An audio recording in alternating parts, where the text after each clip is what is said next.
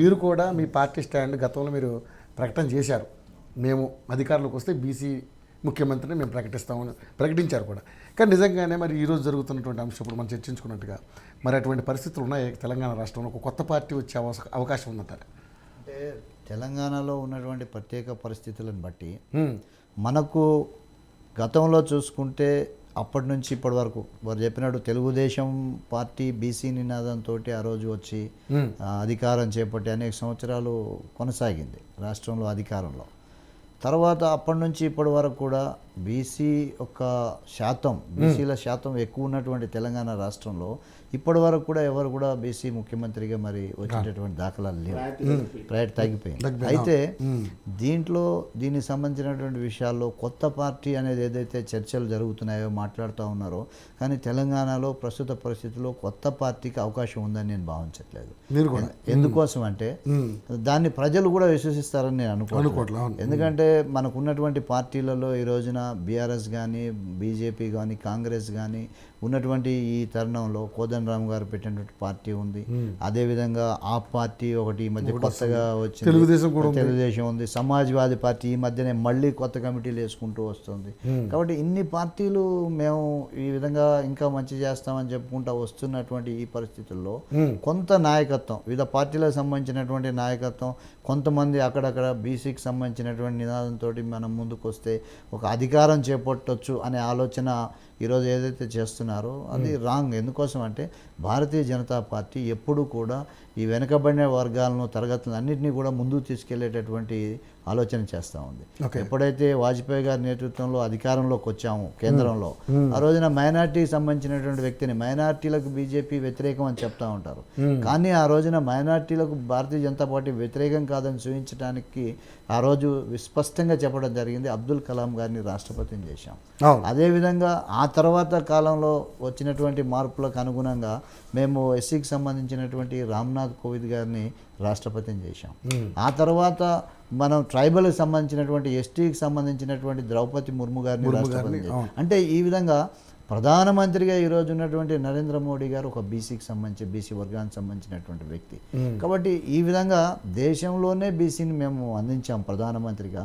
మొన్న అసెంబ్లీ ఎన్నికల్లో కూడా మేము స్పష్టంగా ప్రకటించాం, ఈ యొక్క తెలంగాణ రాష్ట్రంలో బీజేపీకి అధికారం ఇవ్వండి.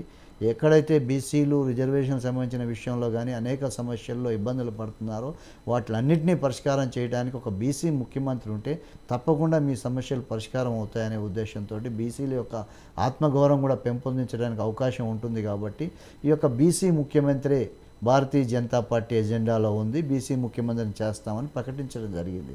ఇంత ప్రకటించిన తర్వాత బీసీలందరూ కూడా అంటే మాకు వచ్చినటువంటి ఓటింగ్ పర్సంటేజ్ ఆ తర్వాత కొంత అసెంబ్లీలో తగిన పార్లమెంటుకు వచ్చేసరికి మేము విపరీతంగా 38% యొక్క ఓటింగ్ పర్సంటేజ్ని మేము సాధించుకున్నామంటే ప్రజలు మమ్మల్ని విశ్వసించారు. భారతీయ జనతా పార్టీకి అసెంబ్లీలో మనం అనవసరంగా మనం చేయలేకపోయాము, మనం పార్లమెంట్లో అన్న చేద్దామని చెప్పి చేశారు. ఆ మార్పు వచ్చేసింది. సో ఆ మార్పుకు అనుగుణంగా ఈ రోజున బీసీ ముఖ్యమంత్రికి భారతీయ జనతా పార్టీ కట్టుబడి ఉంది. కాబట్టి ఏ సమాలోచనలు జరిగినా ఏం జరిగినా కూడా అదంటారు చూడండి, all roads leads to Rome అని చెప్పేసి చెప్తా ఉంటారు. అట్లా ఈ ఎన్ని చర్చలు జరిగినా ఏం జరిగినా జాతీయ పార్టీగా అన్ని వర్గాలకు సముచిత ప్రాధాన్యం ఇస్తున్నటువంటి భారతీయ జనతా పార్టీ వైపుకే చూపిస్తాయి. వాళ్ళందరూ కూడా ఈ యొక్క విషయాలు మాట్లాడినా ఏం చేసినా ఎక్కడున్నా ఆఖరికి భారతీయ జనతా పార్టీ చేస్తున్నటువంటి ఈ యొక్క మార్పులు అన్నీ చూసిన తర్వాత తప్పకుండా భారతీయ జనతా పార్టీని విశ్వసించి వాళ్ళందరూ కూడా భారతీయ జనతా పార్టీతో కలిసి భారతీయ జనతా పార్టీ ద్వారానే బీసీ రాజ్యాధికారాన్ని మనం చెయ్యకించుకోగలం. ఓన్లీ రాజ్యాధికారమే కాదు, ఆ యొక్క సమస్యలు పరిష్కారానికి కూడా భారతీయ జనతా పార్టీ కట్టుబడి ఉంటుంది. ముందుగానే ఏమేం కావాలనేటటువంటిది ఎజెండా తయారు చేసుకొని ఆ ఎజెండాని అనౌన్స్ చేసుకుంటే భారతీయ జనతా పార్టీ ఒక్కసారి చెప్పినటువంటి విషయాన్ని కొద్దిగా లేట్ అవుతుందేమో కానీ చేయకుండా ఉండదు ఎట్టి పరిస్థితుల్లో. కానీ మరి మీ ఒపీనియన్ ప్రకారం నిజంగానే బీసీలకి రాజ్యాధికారం వస్తే నిజంగా వాళ్ళ బతుకులు మారే అవకాశం ఉందంటారా? తప్పకుండా. అంటే ఎక్కడైనా కూడా కొంత బీసీ అధికారంలోకి వచ్చిన తర్వాత వాటికి సంబంధించిన అంశాల మీద ఆలోచిస్తారు. ఓకే. తప్పకుండా వాటిని మనం అక్కడ ఏమేమి మార్పులు చేయాలి, ఏం అవసరాలు ఉన్నాయి అనేది వస్తుంది. అంటే గ్రాస్ రూట్ లెవెల్లో ఎప్పుడు కూడా సమస్య ఎక్కడుందని తెలిసినటువంటి వ్యక్తి ఈ రోజున ఆ పీఠం మీద ఉంటే తప్పకుండా సమస్యలు పరిష్కారం అవుతాయి. ఓకే. ఆలోచన లేనటువంటి వ్యక్తి కానీ ఎటువంటిది దానికి సంబంధించినటువంటి అంశంలో లేనటువంటి వ్యక్తి ఆల్ ఆఫ్ సడన్గా సీల్డ్ కవర్లలో ముఖ్యమంత్రులు అయిపోతే అవ్వదు.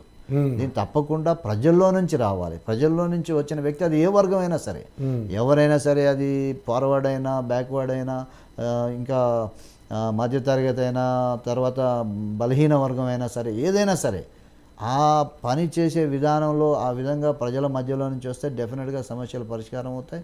అయితే బీసీ నినాదం అనేది, బీసీకి సంబంధించిన అంశం అనేది ఎందుకు తీసుకుంటున్నారంటే అత్యధికంగా ఉన్నటువంటి బీసీలకు ఈ రోజున ఇంతవరకు కూడా న్యాయం జరిగేటటువంటి పరిస్థితి లేదు. కాబట్టి ఆ యొక్క దాన్ని మనం ఒక నమ్మకాన్ని, ఒక ధైర్యాన్ని కలిగించాలనే ఉద్దేశంతో ఈ యొక్క కార్యక్రమం కొనసాగుతూ ఉన్నది. కాబట్టి భారతీయ జనతా పార్టీ అన్ని పార్టీల కన్నా ముందుగా అనౌన్స్ చేసింది. మేము బీసీ అంటే ధైర్యంగా మేము బీసీ ముఖ్యమంత్రినే చేస్తాం అని ప్రకటించాం.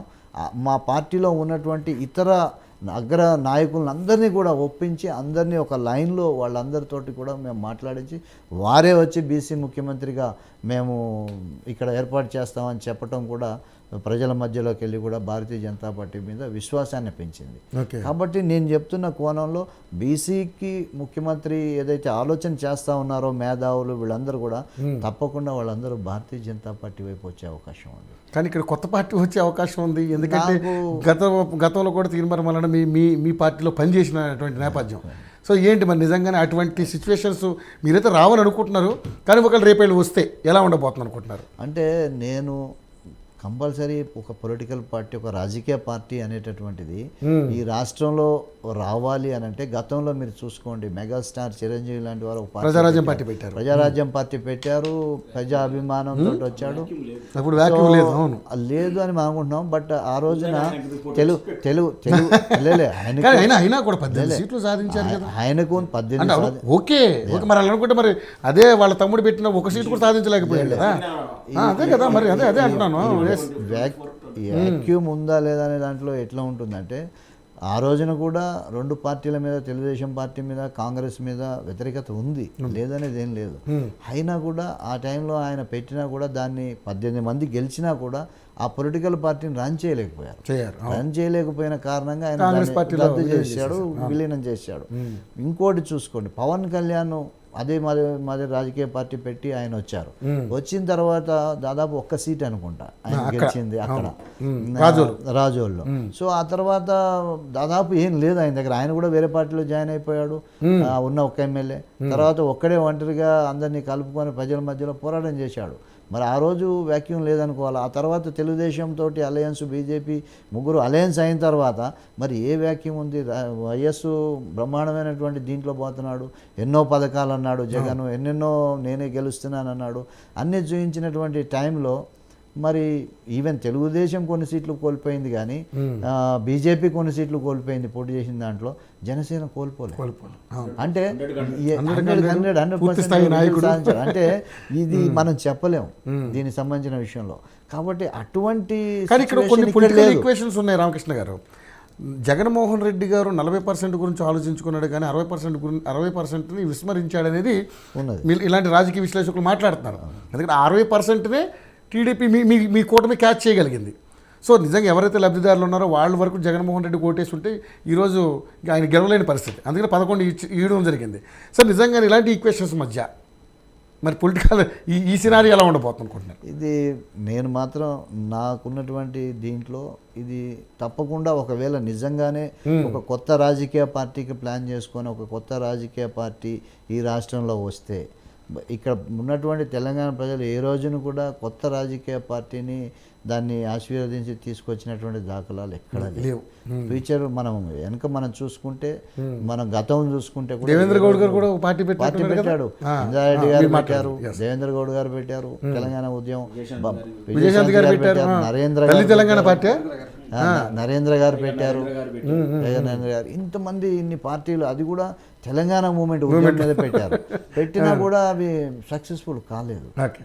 ఎప్పుడైతే తెలంగాణ మూమెంట్ వీళ్ళందరూ చేసిన ప్రయత్నాలన్నీ ఒక కొలిక్కి వచ్చిన తర్వాత అప్పుడు పెట్టినటువంటి పార్టీకి ఆ లాభం చేకూరింది Yes. ఫైనల్ స్టేజ్లో. Okay. ఇప్పుడు మొట్టమొదటిసారిగా బీసీ నినాదంతో బీసీ పార్టీ పెట్టాలని వస్తే వీళ్ళ శ్రమ పోతుంది తప్పిస్తే, ఆ విధంగా ఒక 4, 5, 10 మంది పార్టీలు వచ్చిన తర్వాత 11వ పార్టీకి అధికారం వచ్చే అవకాశం ఉంటుంది. అంటే మన గతం చెప్తుంది. అవును, మొన్న ఎలక్షన్స్లో కూడా Bahujan Samajwadi party BC card మీద వచ్చింది, కానీ అయినా ఉపయోగం లేకుండా పోయింది. ఉపయోగం లేకుండా. ఓకే, ఏంటో చెప్పాలనుకున్నారు సార్? చెప్పండి. చెప్పేదాన్ని